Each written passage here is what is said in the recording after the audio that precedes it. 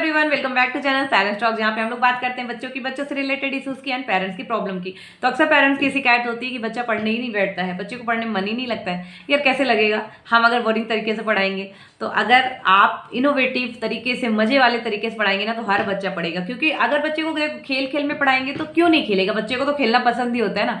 तो पढ़ाई को ही थोड़ा सा खेल में आप लेके आइए, खेल खेल में उसको पढ़ाइए, बहुत आराम से बच्चे पढ़ाई करेंगे। अब होता क्या है कि जब हम एडमिशन करा देते हैं ना स्कूल में, तो जैसे स्कूल से थोड़ा बहुत होमवर्क मिलने लग जाता है तो हमें लगता है यार आज ABCD मिली थी, बच्चे ने लिखा नहीं, मतलब हम ही प्रेशर लेने लगते हैं, फिर वही प्रेशर बच्चे के ऊपर ट्रांसफर कर देते हैं। तो आप बिल्कुल प्रेशर मत लीजिए, बच्चे ने कभी नहीं लिखा, इट्स ओके। बच्चे को वो नॉलेज जो है वो आए कैसे, बच्चा उसको लिखने के लिए इंटरेस्टेड कैसे हो, ये सारे तरीके पे आप फोकस करिए, ताकि जब एक बार इंटरेस्ट बन जाए तो बच्चा लाइफ टाइम उस इंटरेस्ट को बनाए रखे, और जब बड़ा हो जाए ना तो आपको पढ़ाना भी नहीं पड़े, उसका ऐसा इंटरेस्ट बने कि वो अपने मतलब स्टडी में, अपने नॉलेज के लिए खुद ही डेडिकेटेड हो जाए। तो मैं हमेशा आपसे बोलती हूँ कि बच्चे का पढ़ना, कितना पढ़ा ये जरूरी नहीं है, कितने मन से पढ़ा ये जरूरी है। तो चलिए आज की वीडियो में हम लोग जानेंगे ऐसे 10 तरीके कि जहाँ पे हम बच्चे को बिना कॉपी पेन के बहुत ही मजे मजे में पढ़ा सकते हैं, बहुत ही। तो चलिए वीडियो को पूरा देखिए, क्योंकि देखिए हर बच्चा डिफरेंट होता है, तो हर चीज़ें किसी किसी बच्चे पे सूट करेंगी। कोई कोई बच्चा होगा हर चीज़ में मजे उसको आएंगे, किसी किसी चीज़ में हो सकता है कि बच्चे को कम मजा आए, तो उसको आप बाद में दूसरे तरीके से पढ़ा सकते हैं। तो मैं इसीलिए 10 तरीके आपको बता रही हूँ। लास्ट के 2 तरीके तो ऐसे हैं, मुझे लगता है सब बच्चा उसको इंजॉय करके करेगा और 100% ये मतलब काम करेगा। चलिए वीडियो को स्टार्ट करते हैं। तो सबसे पहला तरीका है कि देखिए प्ले डो एक्टिविटी। डो मतलब गुथा हुआ आटा जिससे हम रोटी बनाते हैं। तो ये हर बच्चे को खेलना पसंद होता है, हर बच्चे को खेलना पसंद होता है। आप बच्चे को कुछ दे देंगे ना तो वो देखिए कुछ या तो बॉल बनाएगा या तो कुछ भी, मतलब आसपास की चीजें देख के बनाएगा। तो आप शुरुआत यहीं से करिए कि जैसे मान लीजिए आपने दे दिया डो प्ले करने के लिए, तो आप उसको खुद बना के दिखाइए, क्योंकि बच्चे को इतनी जल्दी आइडिया नहीं आता, एक छोटे बच्चे को इतनी आइडिया नहीं आते कि चलो अपन बॉल बना रहे हैं, उसके आसपास की चीजें जो उसके कोई टॉयज है उसका शेप बना दिया, चलो आज हम इससे एक मंकी बना के दिखा रही हूँ मैं आपको। तो वो उसको खेलने का तरीका आता है कि यार ये इस चीज से कुछ भी बनाई जा सकती है।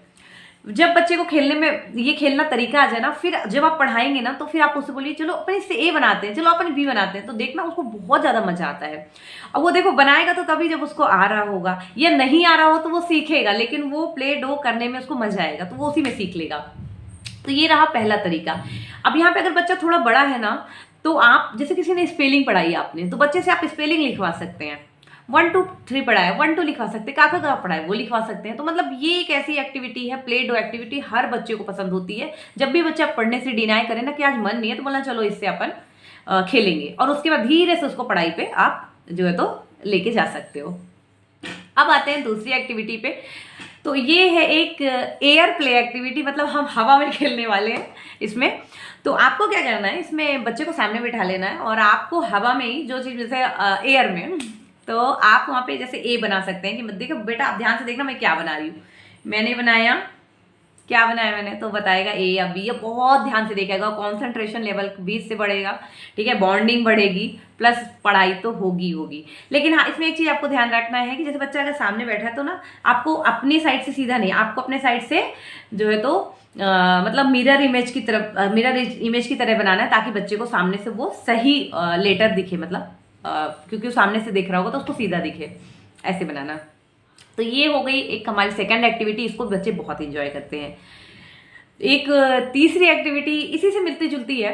बच्चे को आप बैठा सकते हैं और बच्चे की बैक पे आप कोई भी नंबर, कोई भी अल्फ़ाबेट बना सकते हैं, और बच्चा उसको फील करेगा बहुत ही ध्यान से, तब वो बता पाएगा कि आपने कौन सा लेटर, कौन सा अल्फ़ाबेट बनाया है, कौन सा नंबर बनाया है, बहुत ध्यान लगाना पड़ेगा। और बच्चे ने 1 2 भी अगर मतलब उसको आ गया ना, तो वो बहुत खुश होते हैं और उनको मजा आता है। फिर आप भी ऐसे कर सकते हैं, चलो तुम बनाओ और मैं बताती हूँ। तो क्या होता है, जब आप खेल में आप पार्टिसिपेट करेंगे ना, तो आपको भी पार्टिसिपेट करना होगा। ऐसा नहीं होता कि हम सिर्फ बच्चे के साथ खेल रहे हैं बस वही आंसर कर रहा है, क्योंकि फिर उसको फील नहीं आएगा वो खेल वाला।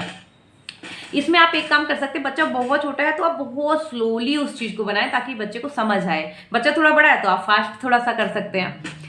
तो ये रहा एक तीसरी एक्टिविटी। अब चौथी एक्टिविटी में हम जाते हैं कि ओरल एक्टिविटी। ओरल एक्टिविटी तो इतनी बढ़िया होती है कि आप बस चलते फिरते काम करते, बच्चे से कुछ ना कुछ हम पूछते ही रहते हैं, तो बच्चा आंसरिंग करता है, तो हमें पता चलता है कि बच्चे को आ रहा है या नहीं आ रहा है। इससे हमें थोड़ा सा पता भी चलता है कि क्या चीज़ें बच्चे को नहीं आ रही है।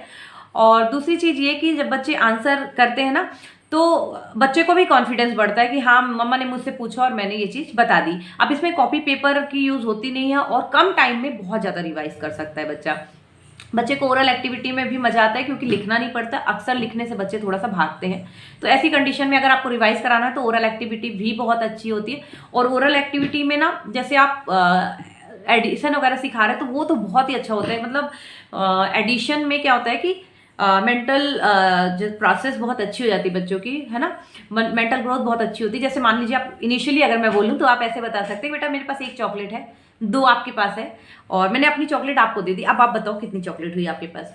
तो वो ऑब्वियसली बता पाएगा 3। इस तरह से एक्टिविटी जैसे छोटे छोटे नंबर से स्टार्ट करिए, फिर बड़े नंबर पे आप लेके जाइए, तरह तरह के एग्जाम्पल लेके आइए, तरह तरह की चीजें काउंट करके आप मतलब ऐसे क्वेश्चन आंसर बनाइए, माइनस के प्लस के।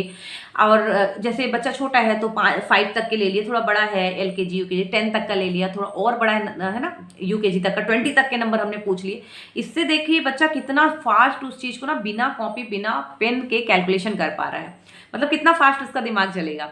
और बच्चों को भी बहुत मजा आता है क्योंकि जब वो मतलब करते हैं और आंसर सही देते हैं ना कई बार, तो उनको बहुत मोटिवेशन मिलता है। तो ये वाला ऐसा है कि हर बच्चा खेलने के लिए तैयार होगा।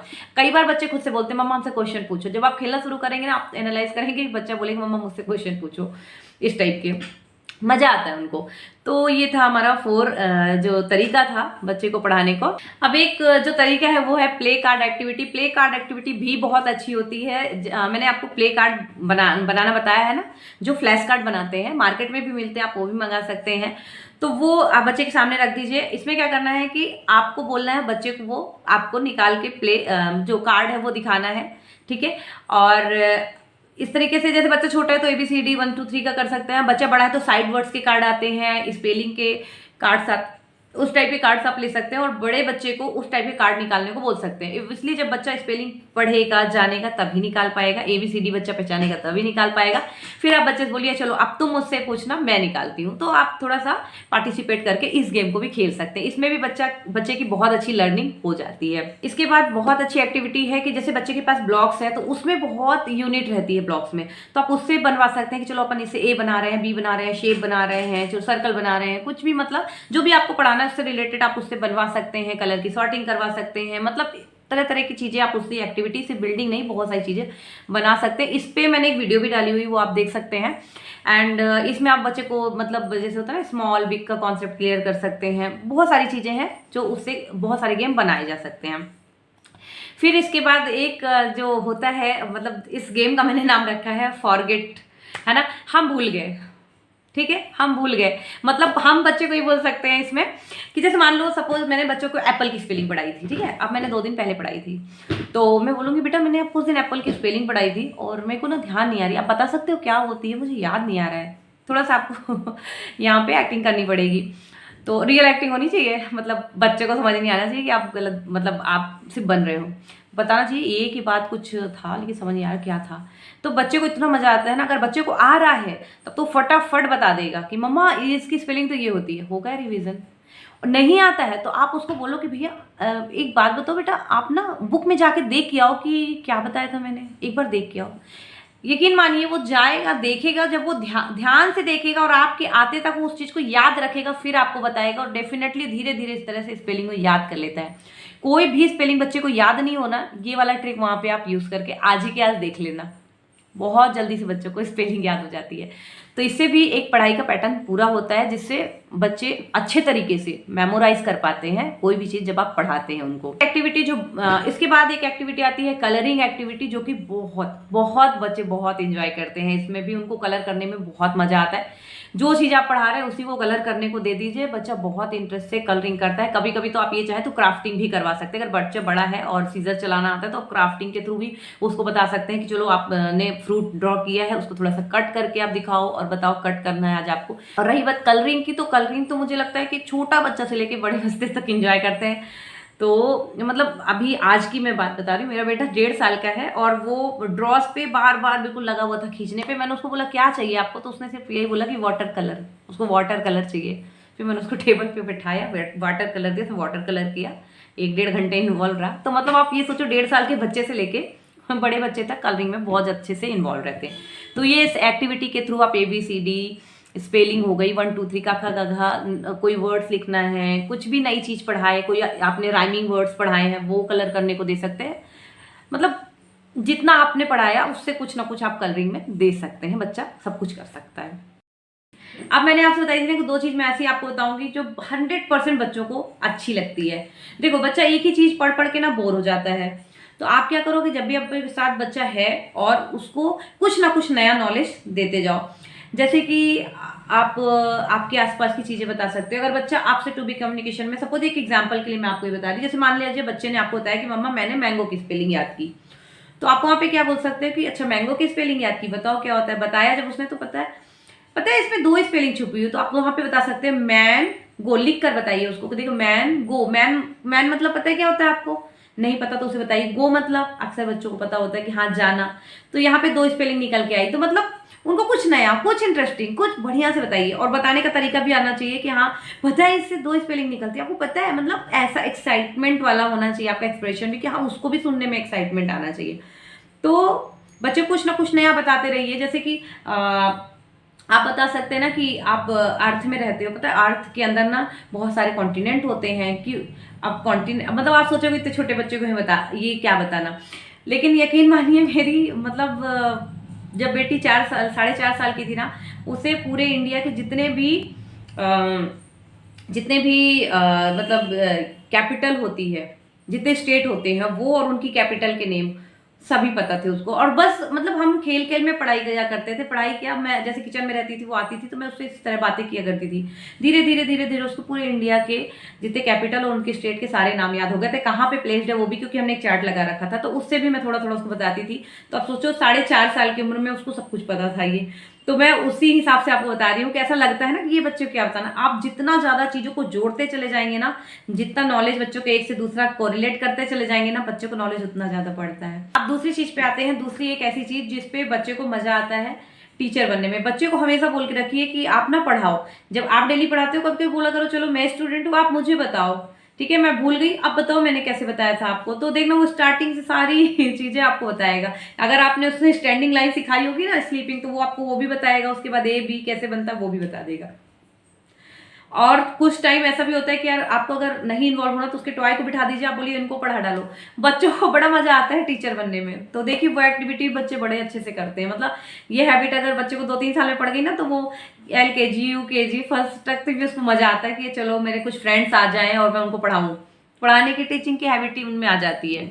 और हैबिट जब टीचिंग की आ जाती है ना, तो जब जिसको नॉलेज होगा वही पढ़ा पाता है। तो वो बहुत बेसिक बेसिक चीज़ें बच्चे बहुत अच्छे से ग्रैब करते हैं और फिर उस चीज़ को पढ़ाते हैं। तो चलिए आज की वीडियो यहीं तक। वीडियो बहुत ज़्यादा ये आपकी चीज़ें जितनी मैंने आपको बताई बहुत ज़्यादा हेल्प करती है, आप करके देखना इसको।